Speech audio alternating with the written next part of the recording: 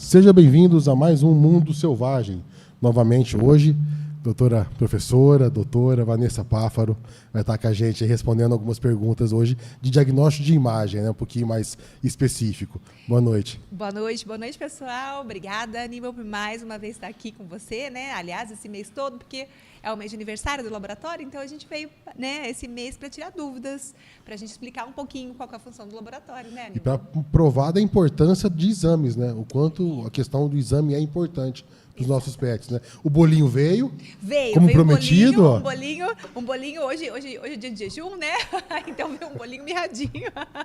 Mas veio um bolinho para a gente cantar parabéns. Hoje é um dia importante para a gente, né?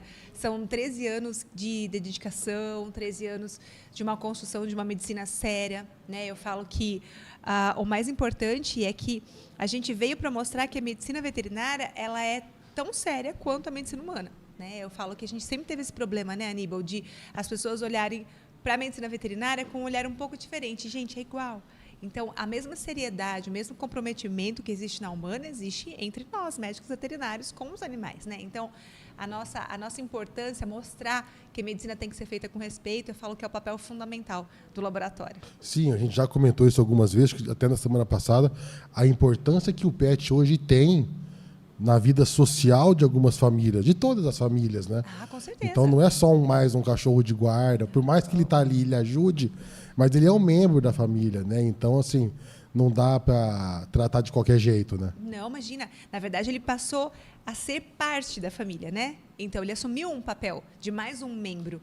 E aí a gente sabe que, justamente por conta disso, até é extremamente recomendado para criança, quem tem criança em casa, para idoso. Então, para criança, existe um estudo já de muitos anos e que indica que a criança tem um desenvolvimento 20% maior do que as crianças que não convivem com o animal, né? Crianças que não gostam ou que maltratam animais precisam ser encaminhadas para um psicólogo, um psiquiatra, para saber se há algum problema, algum distúrbio. Então, isso também demonstra isso.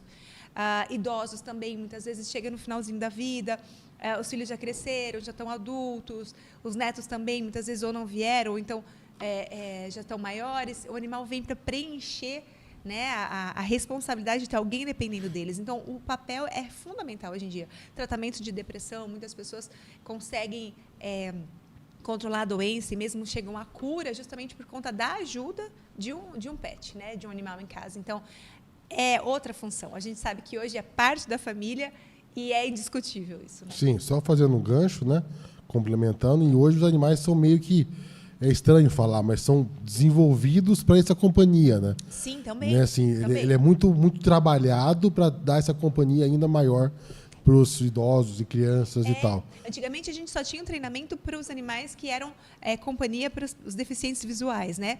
Hoje em dia, a gente tem o animal que é suporte terapêutico, né, para doenças, desde doenças motoras até também doenças que envolvem a parte emocional. Então, mudou bastante esse cenário hoje. E ainda bem, né? A gente sabe que ele serve de suporte emocional também para crianças, para adultos, enfim. É muito complexo falar de animal. Para todo mundo, né? É uma delícia ter animal, né? Cão, gato, pequeno, grande. Quem que vai receber você na sua casa?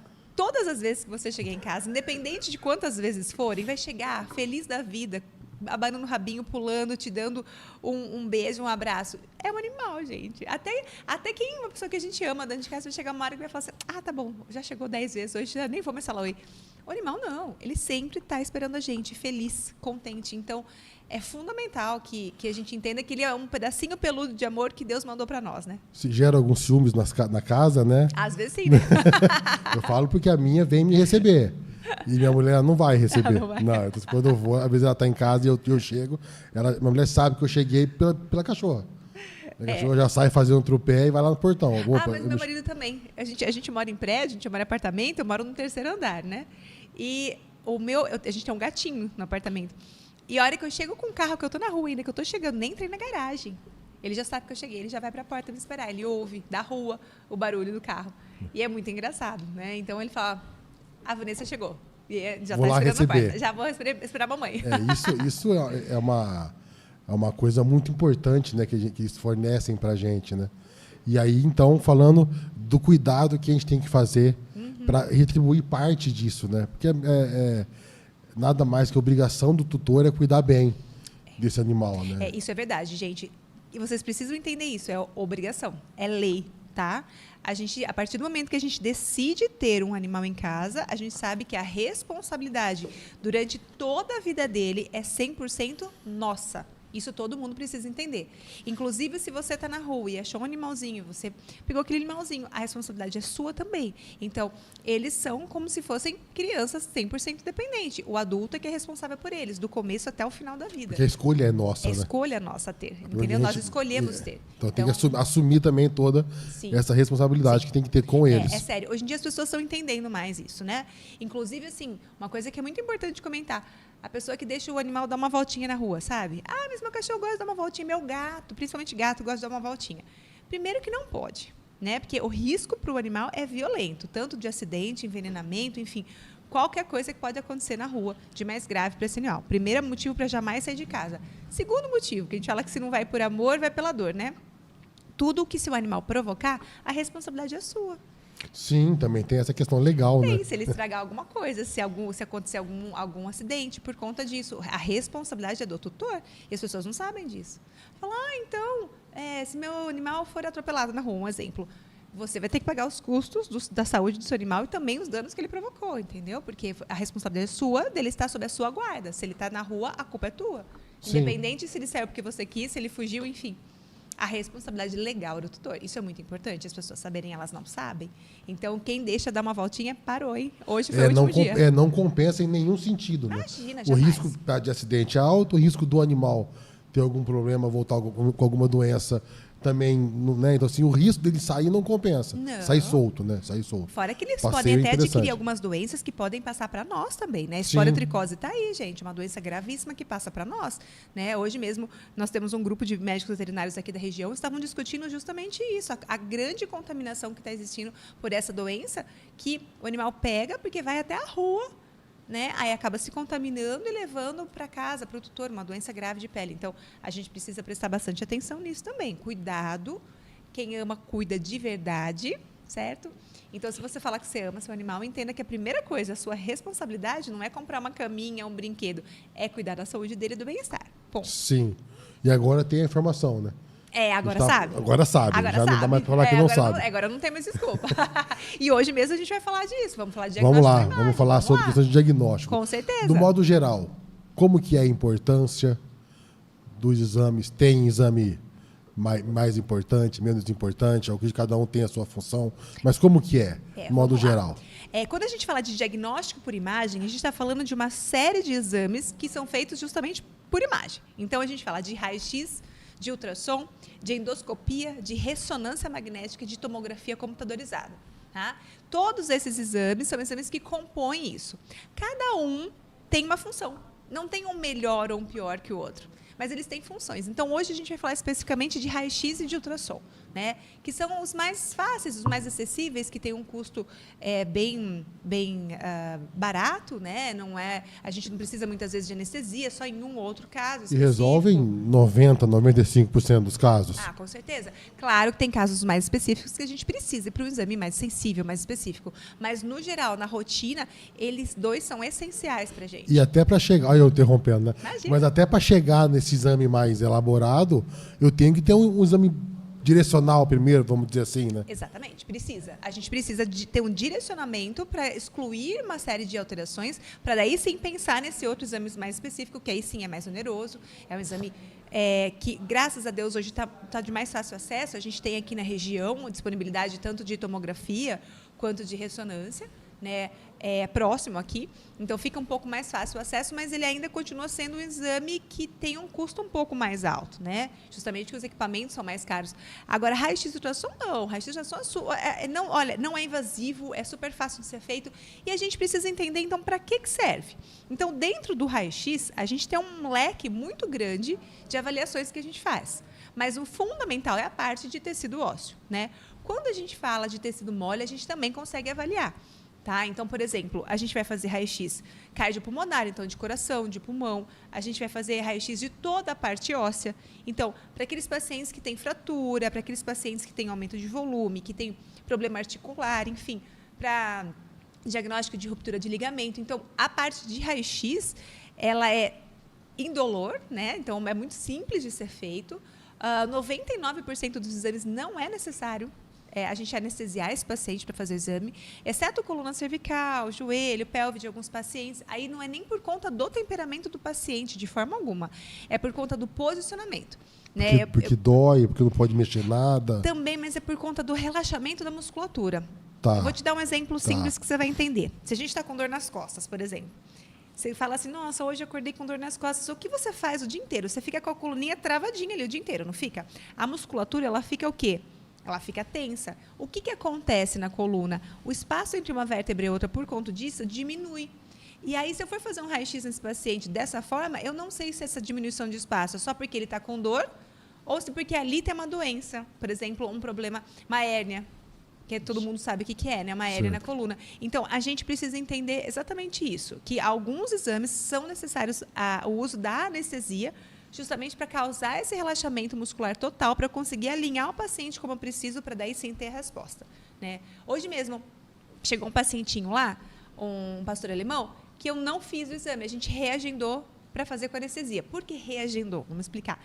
É uma anestesia de ultra curta duração, o paciente dorme 10, 15 minutos, acorda, vai para casa acordadinho, mas é feito por uma anestesista. Durante o exame, o tempo todo tem acompanhamento. Né? E aí, para saber se a gente pode fazer ou não, existem exames de sangue que precisam ser feitos anteriormente, manda para a anestesista vai avaliar a situação para saber se esse paciente está apto, e aí sim a gente faz a anestesia, que é rapidinho, mas precisa ser feita. Por quê? Era um pastor alemão que não estava apoiando mesmo, então tinha lesionado o joelho.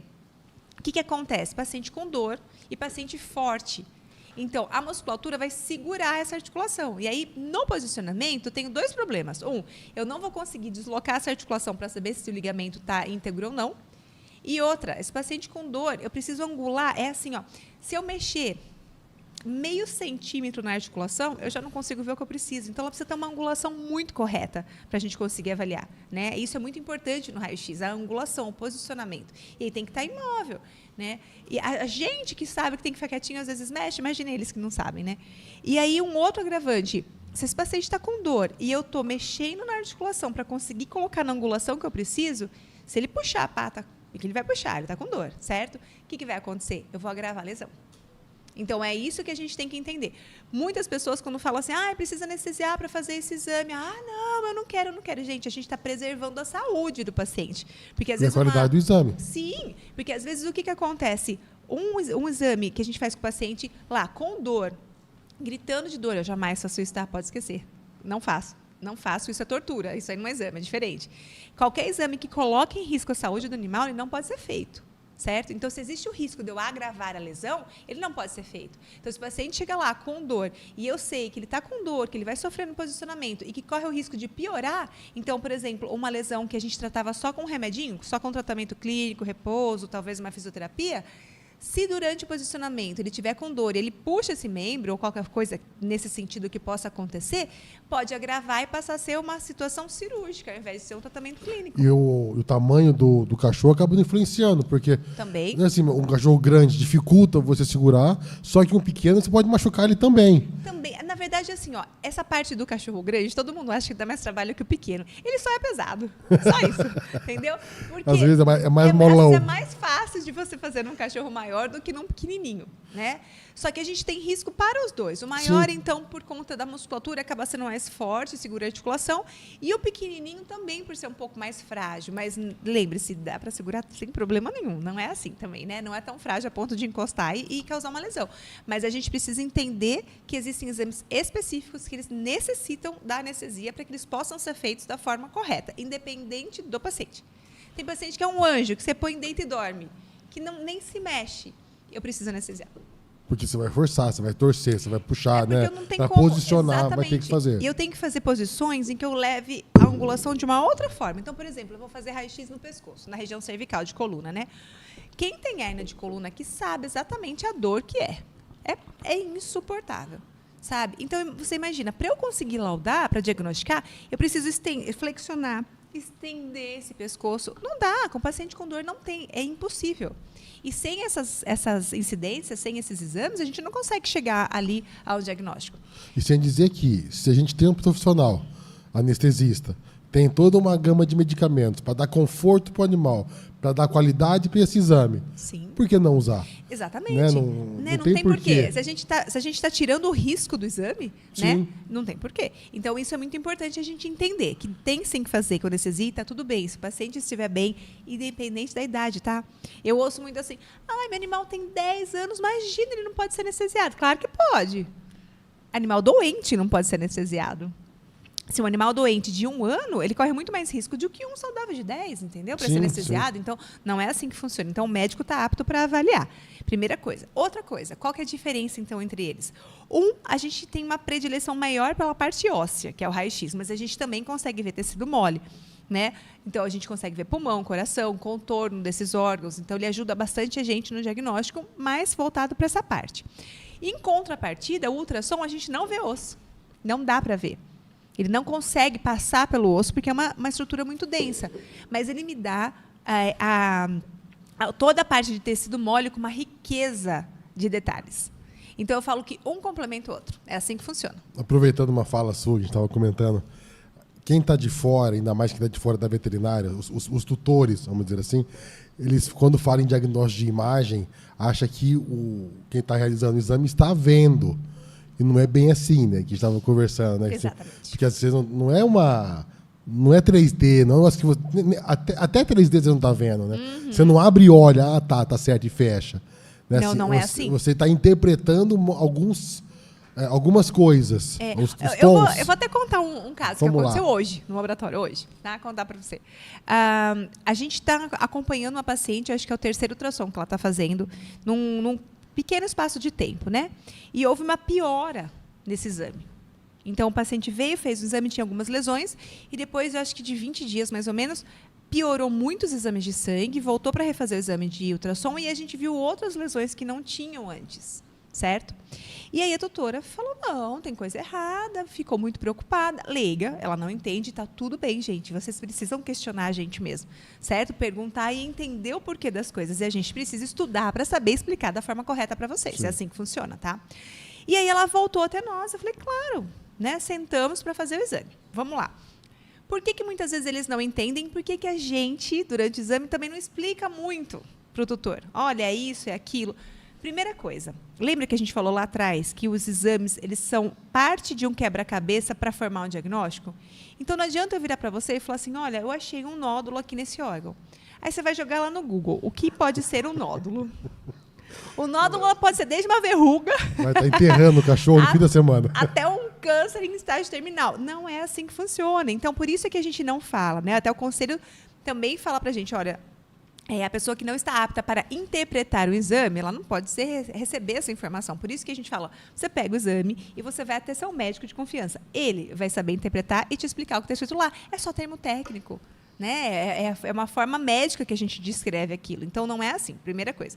E aí, o que a gente fez, então? A gente refez esse exame e aí, claro, com o consentimento da médica veterinária, tudo direitinho, a gente explicou isso para o tutor. E aí ela entendeu. Ela falou, olha, e eu dei um exemplo muito simples para ela entender. Imagina assim, você está na sua casa, né? Aliás, você vai até a casa de alguém, você nunca foi nessa casa. Vocês sabem que casa tem sala, cozinha, quarto, banheiro, essas coisas existem numa casa, certo? Mas ela está totalmente escura. Aí eu te dou uma lanterna e falo assim, vai lá, olha essa casa, volta aqui e me fala o que você viu. Aí você vai falar, caramba, você vai ver para onde a lanterna aponta. Gente, um ultrassom é assim. Eu vejo para onde eu consigo apontar o meu transdutor. É como se fosse uma lanterna. Só que aí existem, teoricamente, era para a gente ver tudo? Teoricamente, sim, mas vamos lá. Existem várias coisas que acontecem ali que não são culpa nem do aparelho, nem de quem está fazendo. É uma limitação da técnica. Não passa por gás, por isso tem que fazer jejum. Não passa pelo alimento, pelo conteúdo fecal. Então, jejum e luftal são preparos obrigatórios para exames de imagem. A gente precisa deles para que a gente consiga avaliar. Só vê um borrão preto, né? Não vê nada, entendeu? Então, por exemplo, o paciente pode ter engolido essa garrafa. Dentro do estômago, uma garrafa dessa. Se aqui em cima tiver uma bolha de gás, eu não vejo a garrafa. Porque o ultrassom não passa pelo gás. Não tem como, entendeu? Então, por isso que eu falo que uma técnica complementa a outra. A gente vai para o raio-x, não achou? Vai para a endoscopia. sabe? Então, não quer dizer que você vai fazer um exame de imagem e você vai ter 100% de certeza daquele diagnóstico. Não, ele vai te ajudar a excluir algumas doenças, vai ser uma parte do quebra-cabeça. E isso que as pessoas não entendem. Elas acham que, não, eu vou fazer um ultrassom, eu vou saber tudo daquele paciente. Não, não vai. É uma parte só do exame, certo? Então, se o paciente tiver com muito conteúdo gasoso, então, uma coisa que acontece lá às vezes, até uma dica que eu vou dar para vocês que isso é importante. A pessoa vai e faz certinho, faz jejum alimentar de 12 horas, água à vontade, tem que tomar água. Quanto mais água tomar, melhor. Vai liberando o conteúdo gasoso. E Luftal, para poder ajudar a liberar o conteúdo gasoso, né? O jejum para liberar conteúdo fecal também e tal. Aí a pessoa leva o animal lá para fazer exame comigo e esquece, né?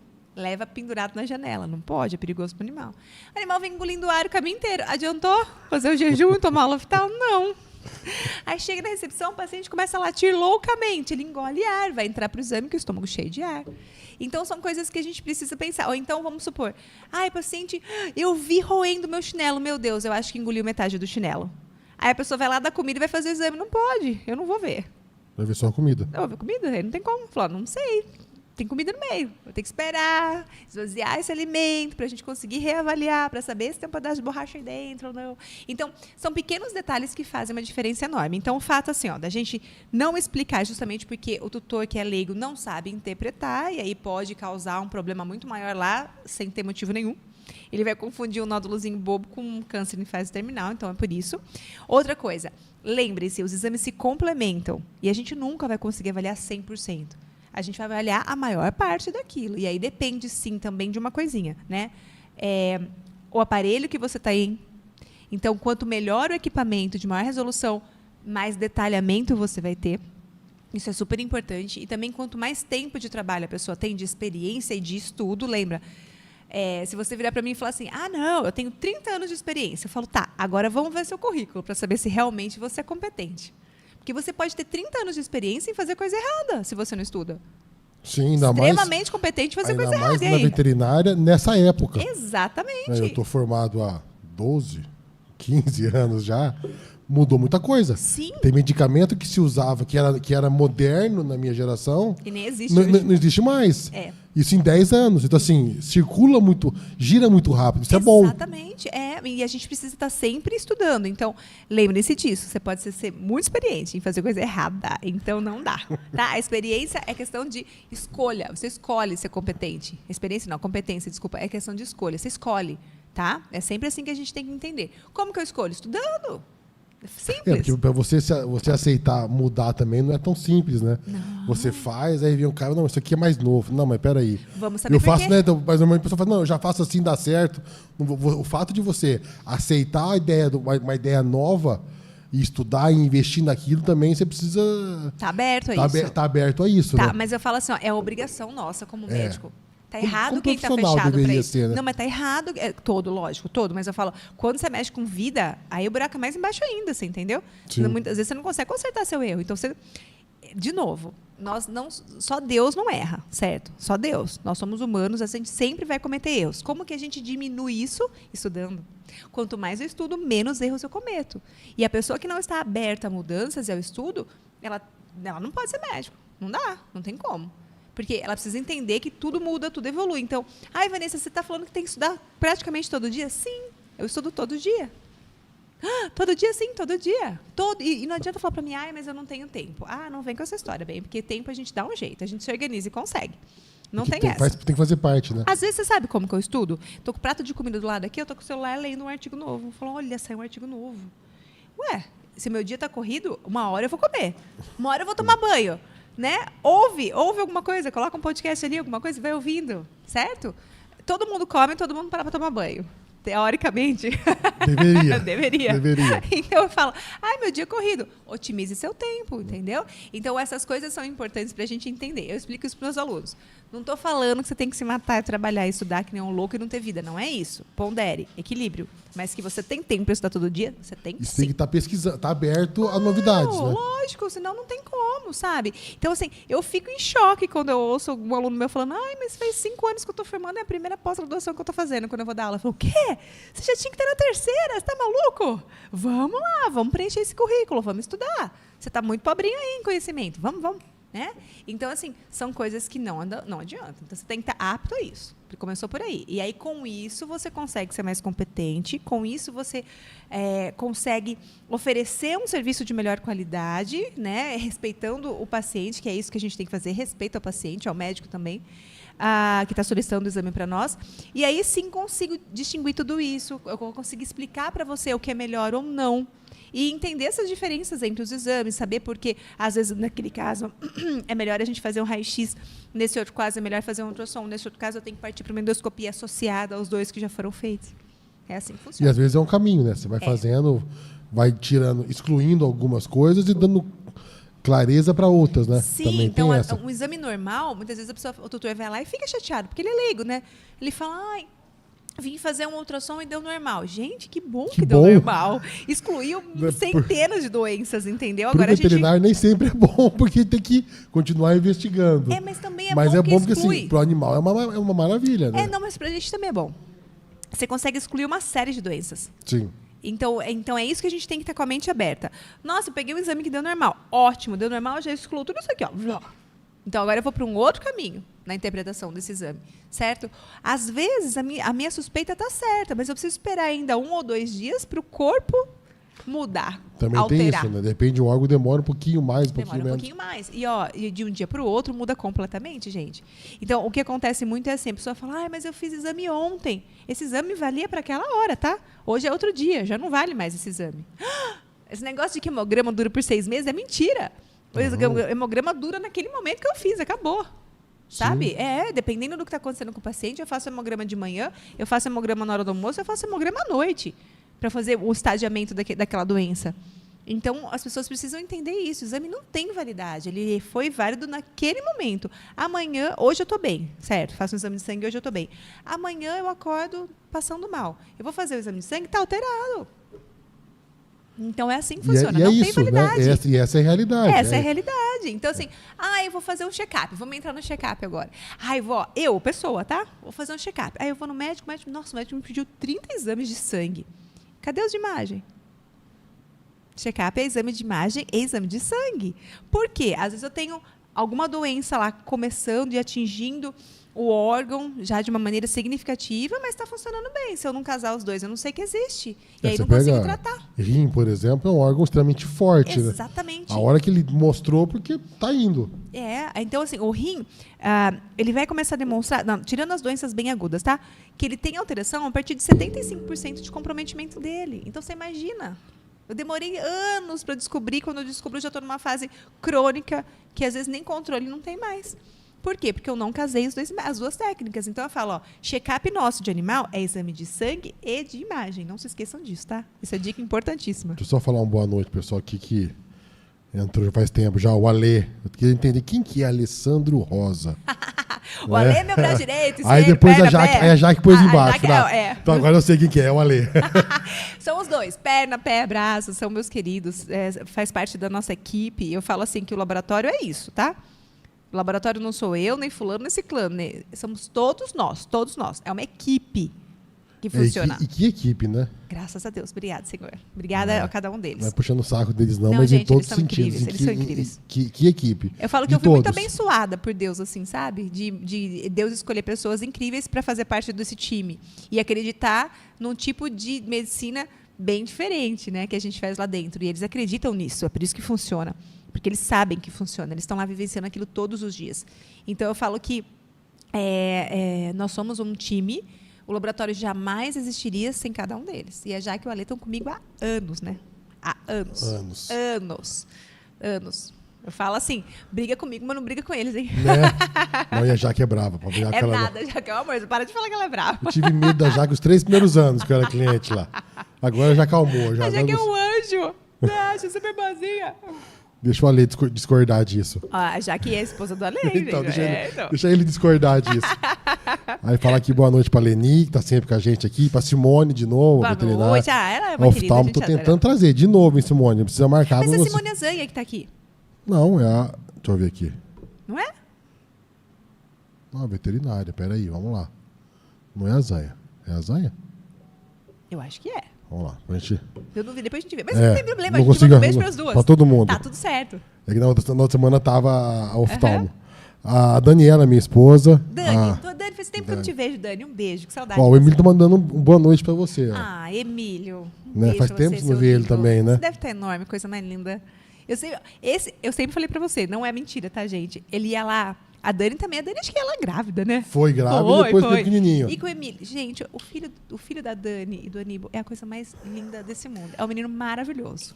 Ele é lindo. Assim, ele vai ficar se achando. Pode achar, Emílio, você é maravilhoso. Viu, tia Van? Ó, um beijo pra você, meu amor.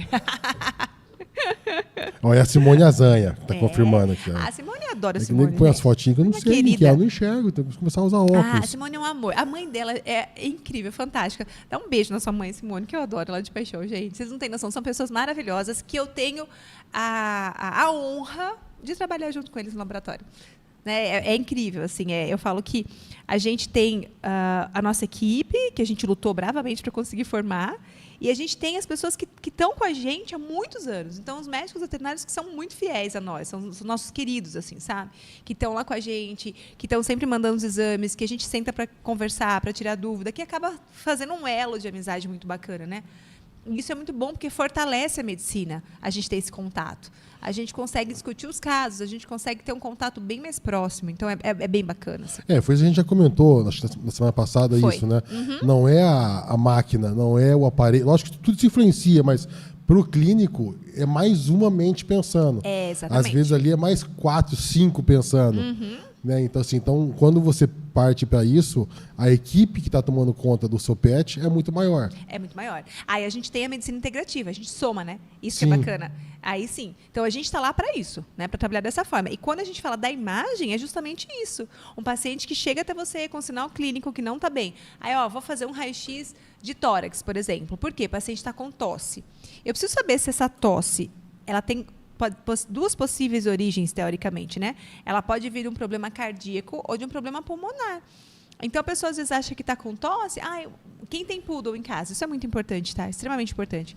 80% dos poodles, eles desenvolvem um problema no coração.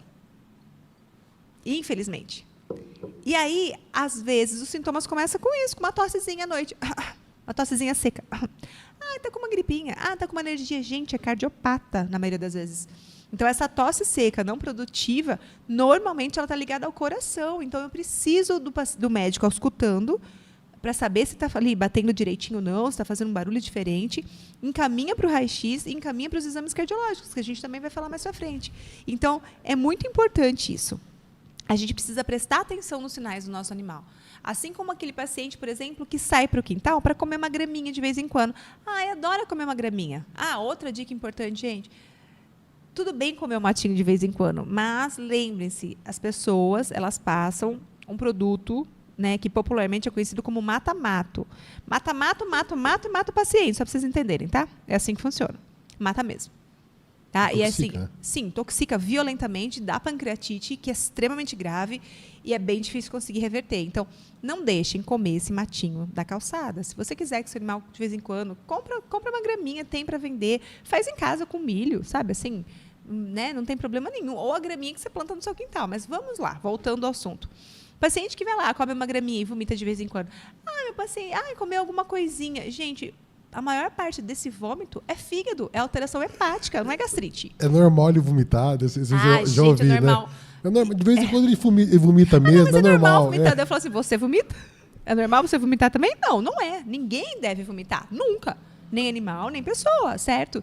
Se isso está acontecendo, a gente tem alguma alteração. E aí a maior parte dos problemas está ligado ao fígado. E como que a gente vê isso? Vê no ultrassom. O ultrassom detecta a doença com 10% de alteração. Então, é um exame bem sensível, sabe? Como que a gente detecta as coisas no ultrassom? Por meio de cor e textura. Claro, anatomia e tudo mais. Mas a cor e a textura que mandam para nós. Por isso que o exame é feito em branco e preto. Existe recurso de algumas imagens que a gente faz em colorido, tal, para realçar algumas coisas. Mas é essa diferença que a gente sabe certinho se está doente ou não. E isso para nós também vale, sabe? Aí você fala assim, nossa, então o animal está vomitando, pode ser uma doença hepática? Sim. E aí você fala para mim, animal tem cirrose? Tem. O animal ingere bebida alcoólica? Gente, não é só bebida alcoólica que dá cirrose. A esteatose hepática é uma das maiores causas. E o que é a esteatose hepática? Nada mais é do que a gordura infiltrada no fígado. Por quê? Normalmente por má alimentação. Né? Então, come muito errado, está acima do peso, tem gordura infiltrada nesse parênquima hepático e, ao longo do tempo, vai dando lesão no fígado, lesão no fígado. Como que a gente descobre isso? Com ultrassom. Então, é muito importante a gente entender para que esses exames são importantes, né? Então, aí entra o ultrassom, que tem várias modalidades, né? A gente tem ultrassom de abdômen total, que a gente falou agora, né? Aí a gente tem ultrassom músculo-esquelético, articular, a gente consegue ver dentro da articulação, não a parte óssea, dentro da articulação. A gente tem ultrassom oftálmico, então, para avaliar todo o globo ocular. A gente tem várias modalidades, né? Ultrassom gestacional, e isso é importante. A gente tem que falar de pré-natal. Não é só a mulher gestante que faz pré-natal. A fêmea gestante também tem que fazer. E aí tem uma questão, comparado com mulher, então, né? A fêmea, do cão, é 60 dias, em média, a gestação. Sim. Então, assim, 2 dias para ela é toda a diferença. É toda a diferença. Então, é muito assim, rápida a gestação. Então, o ultrassom, a validade dele, se for no final da gestação, é quase que momentâneo. Assim, porque na verdade, faz hoje, amanhã você pode fazer outro, dependendo do que for. Sim, com certeza. Se for ainda questão mais se você... de pré-parto. Sim, de pré-parto todo dia você faz. Tá? É assim. Mas eu falo assim, ó, pelo menos 3 exames durante a gestação, nesses 60 dias, a gente precisa fazer. Certo? Por que pelo menos 3? Porque antes dos 20 dias, a gente nem recomenda fazer, porque ainda tem algumas vesículas, essas vesículas podem ser absorvidas, né, depois. Então, a gente fala lá, depois dos 20, 25 dias, a gente pode fazer um ultrassom, mas eu falo sempre para esperar um pouquinho mais, se estiver tudo bem com o paciente. Faz um ultrassom, avalia a parte morfológica dos bebês, certo? Mas, para o final da gestação, a gente refaz esse ultrassom para saber o desenvolvimento deles, tá? Para saber batimento cardíaco, para saber se já tem alguma anomalia ali, alguma malformação. E aí, dependendo da raça, e também para aquelas pessoas que querem saber o número, a quantidade de bebês que tem, vem o raio-x no terço final da gestação, tá? Quando os bebês já estão formados, que aí a gente não tem risco de organogênese. O que isso quer dizer? De causar alguma alteração por conta da radiação, que é pequena, claro, mas existe descrito em literatura, então a gente respeita tudo isso direitinho. Então, primeira coisa, ultrassom não é para saber quantos bebês tem. Não é. Não é o melhor método para isso. Claro que se eu tiver 2 ou 3 bebês, fica mais fácil a gente conseguir ver. Mas se a gente tem uma quantidade maior, não dá para saber. 12. Jamais, esquece. Não tem como pôr plaquinha em cada um, eles estão se movimentando. Você eu já vi, então você fica quietinho aí. Se eu passar por você de novo, você fala, você já me contou. Não dá. Né? Até porque, assim, quando a gente coloca o transdutor, são janelas que a gente fala, né? São acessos. Se eu colocar de um lado aqui, eu consigo ver o bebê do outro lado. E aí, como é que eu vou saber se eu já contei ou não? Então, se tem uma quantidade pequena, 2, 3, até a gente consegue contar. Né?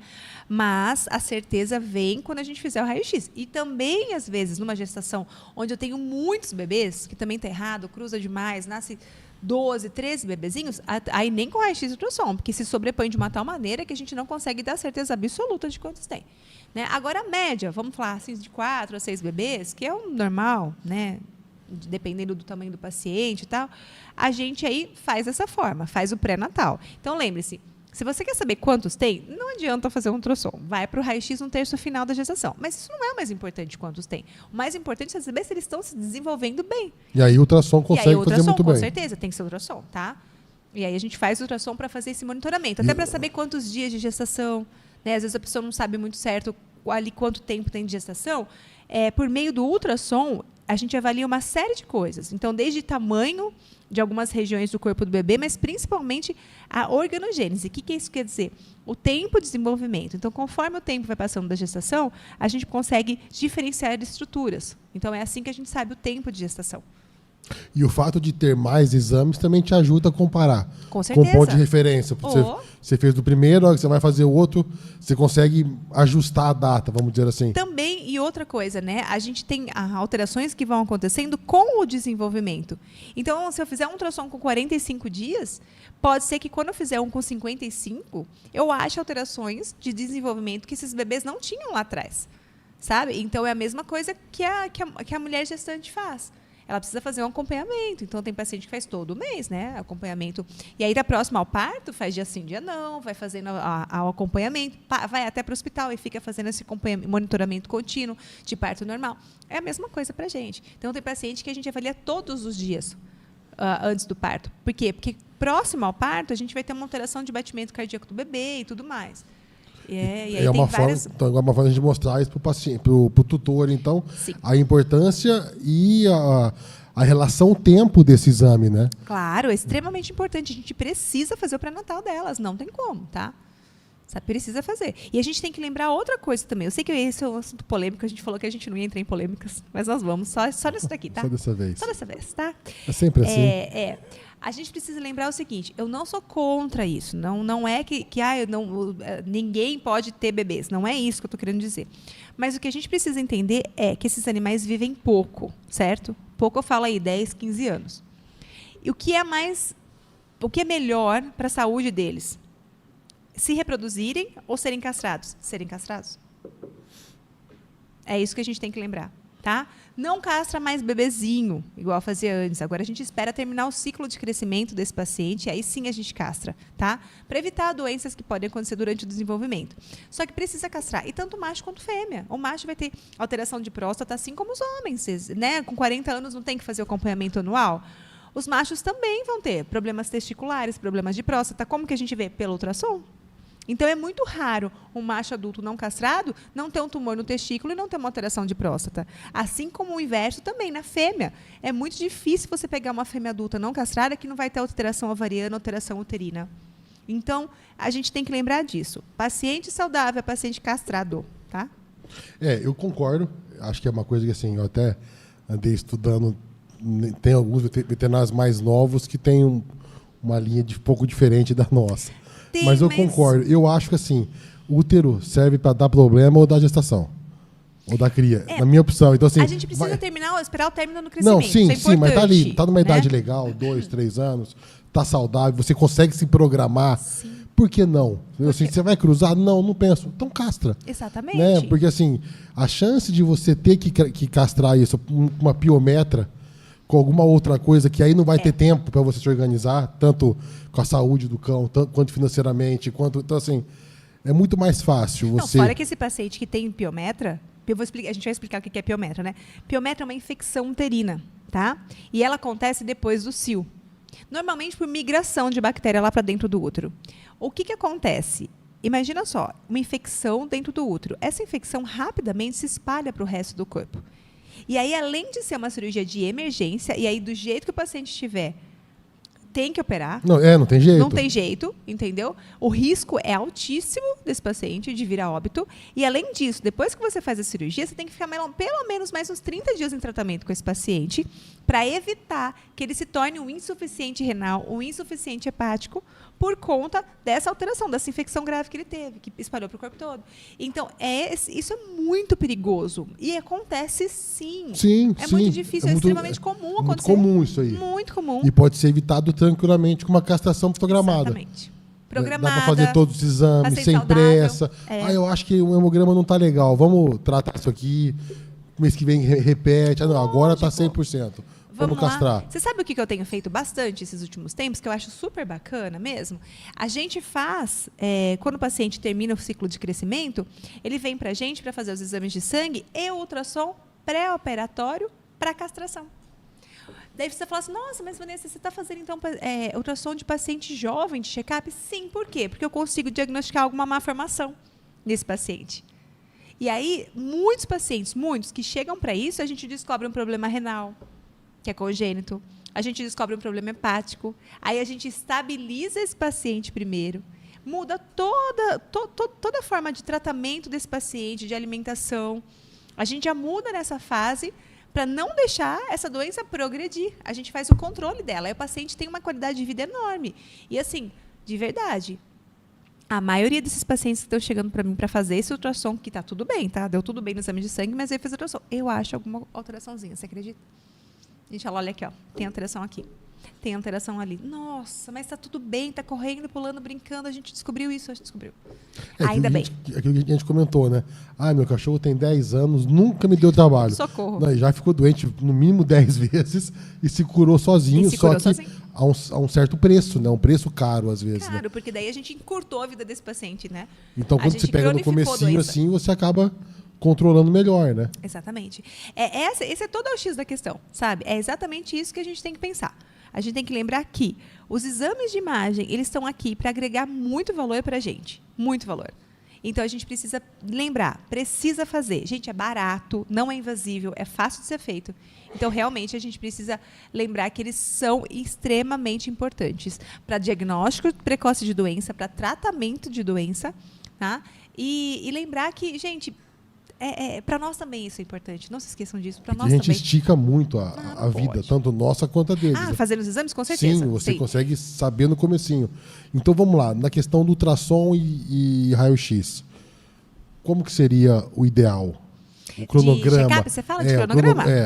Sim, vamos lá. Primeira coisa, vamos lá, eu tenho raças pequenas, tá? Vamos falar de raça pequena primeiro, e gato. Raça pequena e gato, tá? Raça pequena hoje em dia está com muito problema hepático e renal, e gato também tem muito problema renal.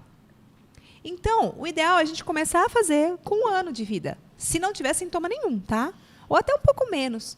Ali uns 8, 9 meses, mais ou menos. A gente faz o primeiro, para saber se tem já, nesse pequeno ciclo de crescimento, alguma alteração. Se tiver, a gente já intervém agora, para evitar que essa doença progrida, tá? Então, aí, o que a gente faz? A cada 6 meses, a gente tem que fazer uma visita ao médico veterinário. Vanessa, eu preciso necessariamente fazer raio-x de ultrassom a cada 6 meses? Não. Se eu fiz um raio-x de ultrassom agora e está tudo bem, eu posso pular 1 ano. Mas o sangue não, tá? O sangue tem que fazer antes. Mas o ano tudo bem, eu não tenho nada, está 100% saudável. O último exame deu normal. E o paciente está bem, os exames de sangue estão normais, ok, eu pulo 10 meses, 1 ano para repetir. Mas é importante, pelo menos, raio-x de tórax e ultrassom de abdômen. Isso sim. Tá? É o básico para a gente. E acompanhamento com o veterinário. E está sempre ali. Com certeza. Não adianta você pegar e falar assim, eu vou lá no laboratório então fazer esse check-up. Não. Você vai primeiro ao médico veterinário clínico. Ele que vai examinar e saber o que precisa ser feito. Junto com ele vai decidir qual exame pular, talvez, né? Sim, porque vamos fazer esse, vamos fazer aquele outro. Olha, eu achei... Nossa, eu palpei... Seu animal está bem em casa? Tá, mas eu palpei a barriguinha dele aqui, ó, e eu estou sentindo que tem um órgão aqui que está aumentado de volume. Vamos ter que fazer um ultrassom. Ou então, não, estou palpando, está tudo normal, mas eu ouvi um chiadinho no pulmão. Vamos fazer um raio-x de tórax. Então, é o clínico que vai saber quais exames precisam ser feitos. Sempre será assim, entendeu? Então, a gente tem que lembrar disso. Primeiro, eu preciso fazer um exame físico. Eu não posso pular a etapa, gente. Não tem como, né? Primeiro, eu preciso examinar para saber o que precisa ser feito. E outra coisa que é importante, sabia? Isso acontece bastante. Às vezes, o paciente chega com um probleminha no olho, um probleminha ocular. E aí... A oftalmologista, por exemplo, ela vai lá, vai avaliar e fala assim, não, isso não tem nada a ver com o olho. Isso, ele está doente, é outro problema. Então, tá um dos sintomas é alterar o olho, entendeu? Aí você fala, caramba, vamos lá fazer os exames, então. Vai fazer exame de sangue, vai fazer ultrassom. Então, uma coisa reflete na outra. Aí, se você não souber disso, você vai falar, vou pingar um colírio e vai melhorar. O problema não é o olho. Você até está tratando um sintoma... Mas o problema está ali. Exatamente, está tratando errado. Então, isso é extremamente importante. A gente precisa lembrar que tem que seguir etapas para fazer isso, mas que é muito importante. Então, para animal pequeno e gato, a gente já começa assim, fazendo pelo menos um ultrassom de abdômen, o primeiro que a gente vai fazer, certo? Poodle, tá? Vamos lá, poodle. Lembra que eu falei do poodle? A maior parte deles tem cardiopatia. Aí a gente já vai fazendo o quê? O sequenciamento de raio-x de tórax. Ai, mas meu puro tem 3, 4 anos, nunca fez. Vai fazer já, então? Já vai fazer. E aí, depois que a gente fizer o raio-x de tórax, a gente vai encaminhar para o cardiologista. Aí vem os exames específicos de coração. Eletrocardiograma, ecocardiograma. Então, a intenção é não achar mesmo. A intenção é não achar mesmo. Né? A intenção aqui que não é deixar ter o problema para ir começar a resolver. A intenção é ver se está tudo bem. Isso mesmo. É que assim, o problema de coração, ele não tem cura, ele tem controle. Certo? Então, quanto antes eu descubro a doença, mais rápido eu consigo entrar com um tratamento específico para evitar que ela progrida. Então, aí a cada 6 meses você vai estar no cardiologista ajustando medicação. Por exemplo, uma pessoa que é hipertensa, certo? Então, a pessoa está lá, tem a pressão alta. O que ela faz? Ela não vai no cardiologista e toma um remedinho para deixar a pressão equilibrada, para evitar uma série de doenças mais graves que podem acontecer, até o infarto? Sim. É a mesma coisa para o animal. Então, é isso que a gente tem que lembrar. Animal de raça grande. Gente, animal de raça grande vive menos, infelizmente. Tem um crescimento muito rápido. O que me preocupa nesses pacientes é a parte articular.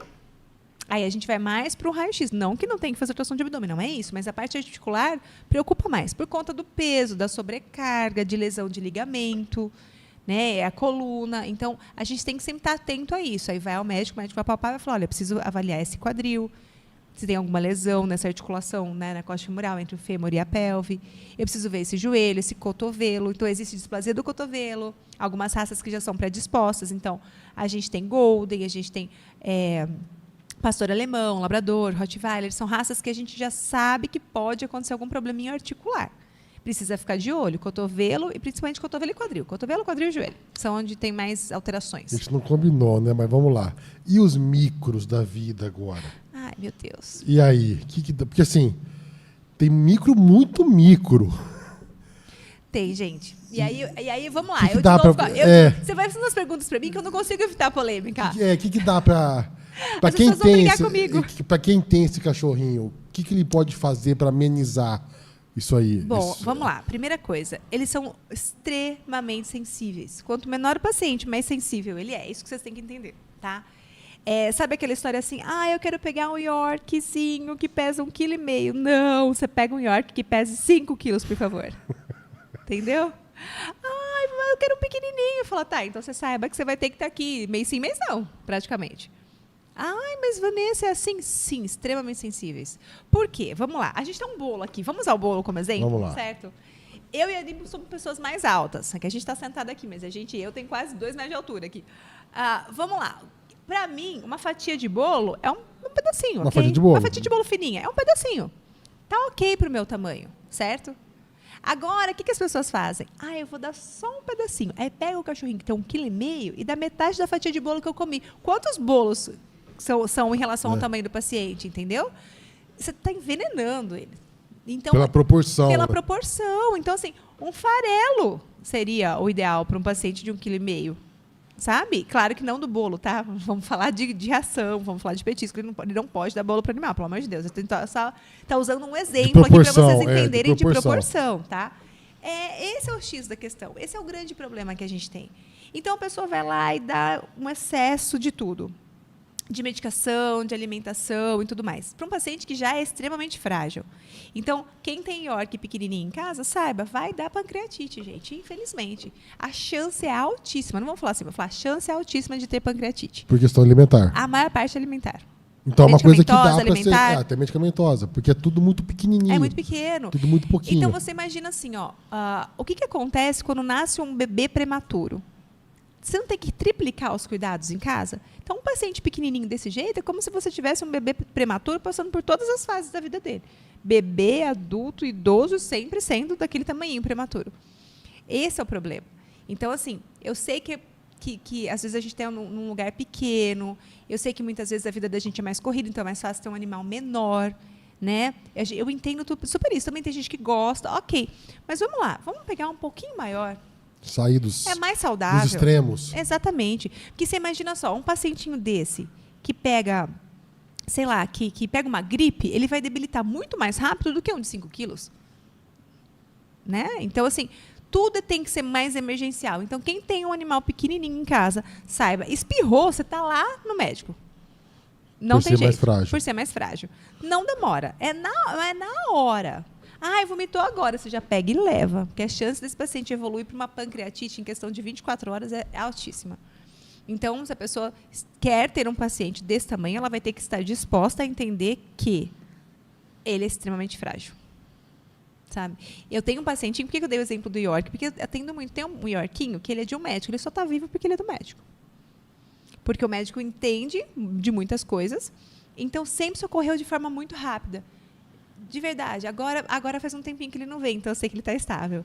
Mas teve época que ele ia toda semana e passava assim, mês sim, mês não. A tutora já falava, Vanessa, eu gosto muito de você, mas eu não aguento mais vir aqui. Eu falei, eu também estou morrendo de dó de você. Falei, quando ele melhorar, você vem só tomar um café.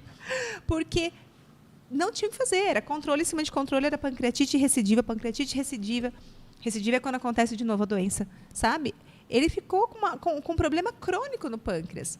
E assim, é um cuidado extremo com ele. Qualquer coisa que leve ao estresse ou qualquer coisa de diferente, pronto. Os netinhos dele vão lá passear, já sabe que não pode nem sonhar em roubar alguma coisinha da alimentação do netinho, porque às vezes a criança derruba, a criança dá, a criança não sabe, né? E ele fala, a gente tem que ficar em cima, Vanessa, porque um pedacinho disso aqui pronto, ele está passando mal no outro dia, a gente já tem que correr com ele. Então, tem que entender isso. Então, vamos lá. 5 quilos pra cima, né? Por favor. Tá bom, 5 quilos é pequenininho ainda. São extremos, né? Extremos. Assim, muito grande e muito pequeno. Eu tenho cão de raça, então também tenho vira-lata. Mas se as pessoas soubessem como é menos trabalhoso ter vira-lata de 7 quilos, não teria outro cachorro. Eu também acho. Eu concordo plenamente com você. Eu tenho um vira-lata. Assim, então, assim, mas são animais que não, teoricamente são mais naturais. Não sei se é isso o termo para usar.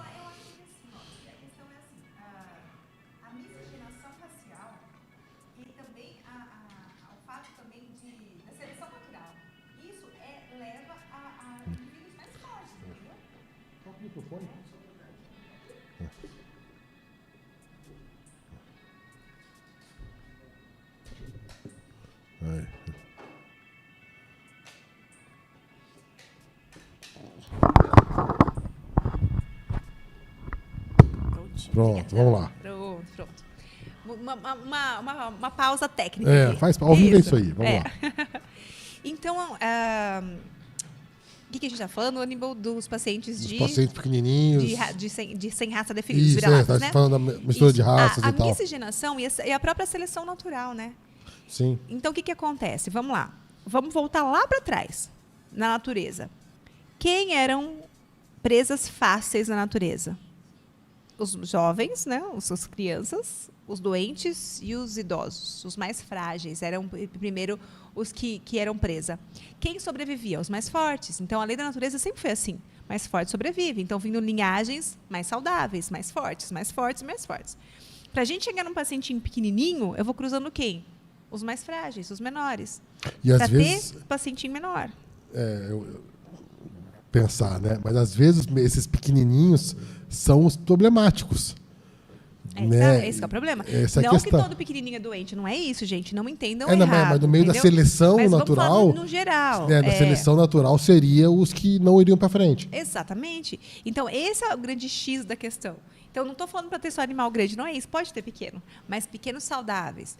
Vocês podem comprar animal? Gente, pode. Ninguém aqui está falando que está errado comprar. Eu acho melhor adotar, minha opinião. Porque tem muito animal precisando de um lar, você entendeu? Então, a minha opinião é essa. Mas você tem todo o direito de ter a raça que você quer e está tudo bem. Mas aí que está a questão. Você tem que saber quem é esse criador, você tem que saber a linhagem. Por exemplo, a gente tem um criador que vai lá com a gente direto. Eu faço exame em todos os animais dele. As fêmeas têm 3 gestações na vida só. Todos os pacientes são extremamente saudáveis. Eles vivem num spa, que eu falo, eu queria morar lá, sabe? Num lugar maravilhoso. E eu falo, gente, esse sim, vocês podem comprar de olho fechado, porque qualquer coisa, o pacientinho, ele adquire, por exemplo, uma nova fêmea lá. Ele leva para mim para fazer todos os exames antes. Se eu virar para ele e falar assim, olha, ela tem uma alteraçãozinha no rim. Amanhã ela está castrada, nunca ela vai reproduzir na vida dela. É assim, essa responsabilidade eu tenho com ele e mais uns dois criadores que vão lá, sabe? Porque a maioria não vai muito comigo, não. Porque mas aí eu falo, não pode, não vai. Mas essa responsabilidade também tem que ser do comprador, né? Sim, ele tem que criador assumir. É do comprador. Então, o comprador, quando ele vai comprar, já que entrou nesse assunto, ele tem que assumir essa responsabilidade. Quando ele compra de um cara que não... Ele tem que saber quem não cria bem feito, ele está contribuindo com isso também. Está contribuindo e está sabendo que, então, olha, esse animal pode estar vindo doente para você. Se você quis ter, agora você tem que cuidar dele. Ele tem o dever de olhar pai, mãe, linhagem, sim, quem é o veterinário que acompanha o canil, o que está acontecendo, histórico. Tudo porque certinho. A hora que começar a investigar, ele vai ver que ele vai ter 2. Então assim, a questão não é essa, né? A gente não nem veio para causar polêmica nisso de comprar ou não comprar animais. A gente está falando que pode, mas se você quiser comprar, você tem que saber de onde você está comprando, tá? A origem disso, dos animais, se eles são bem cuidados, ok. Vamos lá. E aí sempre pensar nisso. Quero um animal pequenininho, ok. Existem raças que são pequenas, aí tudo bem, né? Só aproveitando a questão assim, existem doenças genéticas e tal que você consegue descartar olhando pai e mãe. Com certeza. E aí o que eu vejo muito... Fazendo exame. Fazendo exame. E aí eu vejo muitas vezes o pessoal compra, tal, na maior boa vontade, e aí o cachorro apresenta um problema ali com 1 ano de idade. Aí o cara fala assim, não, eu devolvo o dinheiro. Aí o cara fala, como que eu não quero o dinheiro? Claro que não. Eu quero meu cachorro. Eu quero saudável. Eu quero meu cachorro, não é questão do dinheiro. Então, assim, evita um monte de problema, porque o cachorro de 1 ano na família já é da família. 1 ano? Entendeu? Imagina. No dia seguinte. No dia seguinte já tá lá, só funciona Entendeu? mais. Então, é assim, lógico. é complicado isso aí. Então, assim, a gente tem que evitar problemas. Sim, sim. Né? Sim. E a hora que o pessoal começar a bater nessas teclas, eu vou pegar aqui, mas eu vou fazer um exame, eu vou atrás, Mas eu vou ver. Isso. O exame de imagem... Peraí, deixa eu começar a criar certo, quem cria errado, né? Porque senão eu vou tomar na frente. Mas é exatamente isso. O exame de imagem, ele mostra pra gente isso. Ele mostra as doenças que existem. E, olha, esse aqui tá doente, esse aqui não pode ser pai e mãe de ninguém. Então, isso é muito importante a gente lembrar disso. Os exames de imagem, os exames de sangue, existem exames de sangue para detectar doença também. Né? A gente vai falar depois só de exames de sangue. Então, a gente tem que lembrar disso. Então, os exames de imagem, eles estão aqui para detectar a doença de maneira precoce, de fazer essa distinção de paciente saudável ou não para essa parte reprodutiva, para diagnosticar a doença, mas é uma ponte, gente, é um auxílio para a gente conseguir fechar o diagnóstico. Então, é um auxílio que a gente tem de uma forma muito simples, muito prática, muito fácil de ser feita, barata, e nos dá informações preciosas para a gente manter a qualidade de vida desse animal. Então, lembrem-se, check-up é exame de sangue e imagem. Tá? O paciente está doente, valeu por aquele momento, eu vou ter que repetir esses exames. Né? A gente tem que entender isso. O exame e não acompanhar tem depois, né? Não tem prazo de validade. Tem que ter esse acompanhamento depois. Tem que ter esse acompanhamento depois. E se Deus quiser, vocês vão fazer, vai estar tudo bem. E aí vocês podem relaxar por um bom tempo e fazendo com frequência, mas não uma frequência tão curta quanto de um animal doente. A gente pode fazer eventualmente um exame, né, de acordo com o médico veterinário. Por isso a importância do acompanhamento, porque junto com os exames e com o médico veterinário, ele consegue montar um cronograma, né? Isso mesmo, existe todo um cronograma, tá, de idade. Então, bebê tem um tipo de exame, adulto tem outro tipo de exame e o vovô tem outro. Se você for lá no laboratório, você vai ver que tem perfil geriátrico, né, perfil pré-operatório. Então, o vovô tem que fazer um tipo de exame, adulto faz outro, bebê faz outro. Então, para isso existem esse leque enorme de exame para a gente conseguir orientar. E aí, na questão que você falou de que é barato, né? Se um tutor chegar hoje com um animal de 7, 8 anos, vou fazer um exame, tá com tosse, o que eu tenho que fazer? Tudo. Não tem ponto de referência. A gente precisa olhar tudo. Por isso que a gente precisa... Se vem do check-up, como estava o exame? 6 meses atrás estava bem isso, estava mais ou menos aquilo. Então, partindo desses exames anteriores, ele consegue direcionar. Fica mais barato, você direciona. Fica, com certeza. Porque senão você tem que fazer tudo. Não tem não tem como não olhar. Nunca fez, né? Nunca fez. Nunca fez e fala, mas eu vou gastar tudo isso de uma vez. Mas você nunca fez. Como é que a gente vai receber? Concentrou, né? Eu vou muitas vezes entrar com um antibiótico para esse paciente que está com tosse. Vamos supor, estou com pneumonia. Vou entrar com antibiótico. Aí eu não fiz um ultrassom nesse paciente. Aí o rim desse paciente tem uma lesão gravíssima. Sabe, uma lesão estrutural gravíssima, que nem deu no exame de sangue. Aí eu vou colocar aquele antibiótico, ele vai piorar violentamente o funcionamento desse rim. Essa é a questão.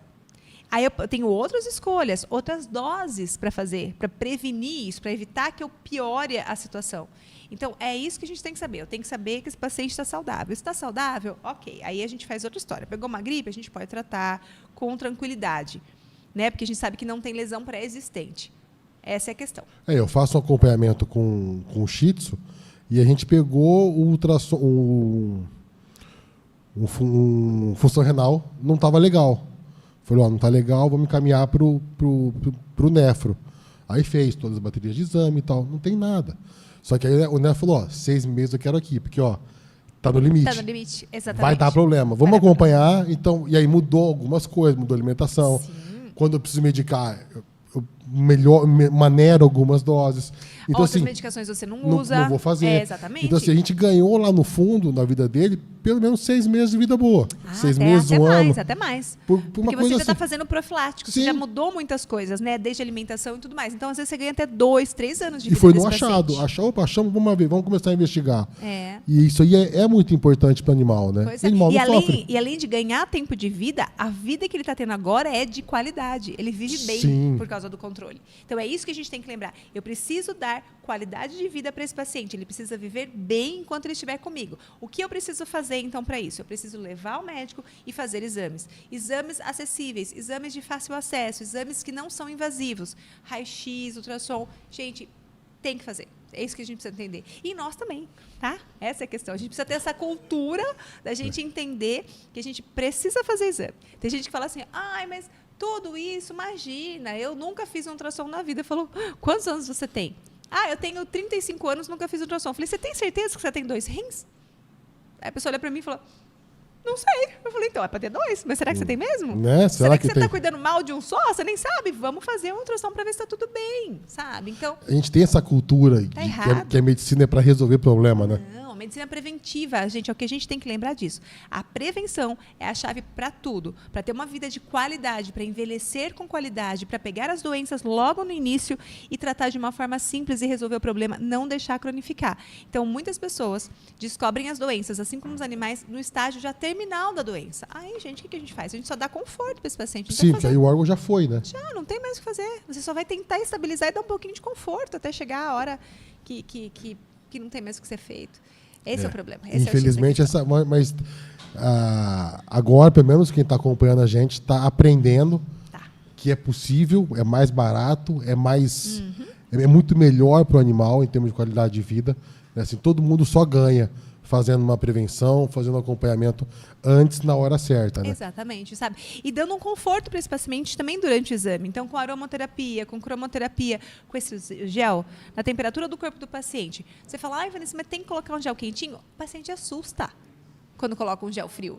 Então, são pequenos cuidados que a gente tem que o seu paciente vai... Normalmente, ele dorme, ele fica super relaxado, fica bem. A gente tem um cobertorzinho, que é uma naninha que a gente coloca para dar conforto no toque. Então, ele se acomoda, a luz está escura, a gente tem a cromoterapia ao lado, no ambiente, né? Uma luz indireta, azul. Então, tudo isso acalma o paciente, porque tem gente que tem medo de fazer exame. Porque acha que vai estressar mais. Exatamente, esse é o X da questão. Eu tenho medo de levar... Não se preocupem com isso, a gente tem um ambiente todo preparado para isso. Se preocupem com a saúde dele. O conforto é com a gente, fica tranquilo. É isso aí. Doutora, infelizmente estamos indo para o final, já foi... Mais de 1h10 já. Hoje a gente falou pra caramba, hein? Falou bastante. E nós não vamos cantar parabéns, não? Vixe, não tem como contar. A gente canta no finalzinho. Quer falar mais alguma coisa? Quer deixar alguma mensagem? A mensagem de hoje é em relação a isso, essa parte de imagem mesmo, que eu acho que é fundamental. A gente lembrar que quem ama, cuida. Não precisa ter medo de fazer exame de diagnóstico por imagem, tá? Não tem problema, não causa dano para a sua saúde, o ultrassom está ali, é onda sonora, está tudo bem. Tem pessoas que têm medo e receio disso. São simples, não dói, tá? Lembrem disso, não dói, não é um exame invasivo. Então, é uma forma muito simples da gente agregar um valor enorme para a saúde e bem-estar do paciente. Então, precisa fazer. E barato. Barato. Né? Essa é a questão, porque dilui, né? Sim, gente. Se organiza. Exatamente, sabe? Se organiza. Então, é isso que eu falo. A gente prevenindo, a gente tem uma série de questões resolvidas. Como que a gente faz uma analogia com isso? Quem tem carro? Você não tem que fazer revisão periódica no carro? Se você não faz, o que acontece? Vai acumulando. A hora que você para... A hora que você para, você vai gastar uma nota. Porque você dá a chave pro mecânico. Simplesmente você vai ter que trocar um monte de peça que com a revisão ela estaria em perfeito estado. Sem revisão, sim, é a mesma coisa com a gente. A gente não deixa de ser uma máquina no nosso corpo. Entendeu? Ela vai dar problema. Né? Uma coisa que eu costumo falar que as pessoas falam, Vanessa, você não pode falar isso. Mas eu falo assim, todo mundo vai morrer. Todo mundo vai morrer. Certo? É fato. Isso é uma coisa que todo mundo sabe. Aí você pode querer ou não viver com qualidade nesse meio tempo. Como que a gente vive com qualidade, então? Dessa forma, fazendo a prevenção. Se vive bem. Como a gente chega na velhice bem. Exatamente. A gente sabe que um dia a gente vai embora, mas vamos embora bem, vamos embora saudável, vivendo bem enquanto a gente estiver aqui. Vamos cuidar do corpo. E a mesma coisa para o animal. Ele vai embora. Infelizmente, a gente não gosta de falar e pensar nisso. Mas a gente tem que dar qualidade enquanto ele está aqui com a gente. Aí é responsabilidade nossa. É isso aí. Isso aí.